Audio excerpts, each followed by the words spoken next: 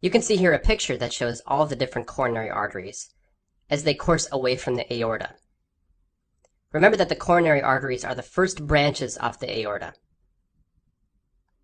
You can see the right coronary artery coursing towards the right ventricle and the right atrium. The right coronary artery travels off the right coronary cusp of the aorta and goes in the atrioventricular groove on the right side, and then eventually goes to the posterior part of the heart. In most patients, the RCA, or the right coronary artery, gives off the posterior descending, or the interventricular artery. We normally call this the PDA. The PDA supplies the posterior septum. If the right coronary artery gives off the PDA, that's called a right dominant system. If the PDA is given off by the left circumflex, that's called a left dominant system. The right coronary artery also gives off multiple acute marginal arteries. These acute marginals supply the right ventricle with blood. The left main coronary artery courses away from the aorta and takes off from the left coronary cusp. The left main coronary artery is usually a short, wide artery that gives rise to two arteries in most patients. The first branch is the left anterior descending artery. The LAD, or left anterior descending, supplies the apex in the anterior interventricular septum. It travels in the interventricular groove on the anterior portion of the heart. The other branch of the left main coronary artery is the left circumflex artery. The circumflex, or the circ, supplies the lateral and the posterior part of the left ventricle.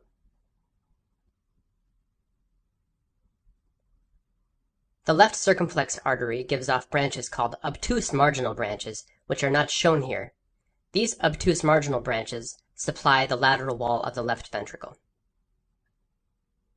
In the majority of cases, the sinoatrial and atrioventricular nodes are supplied by the right coronary artery.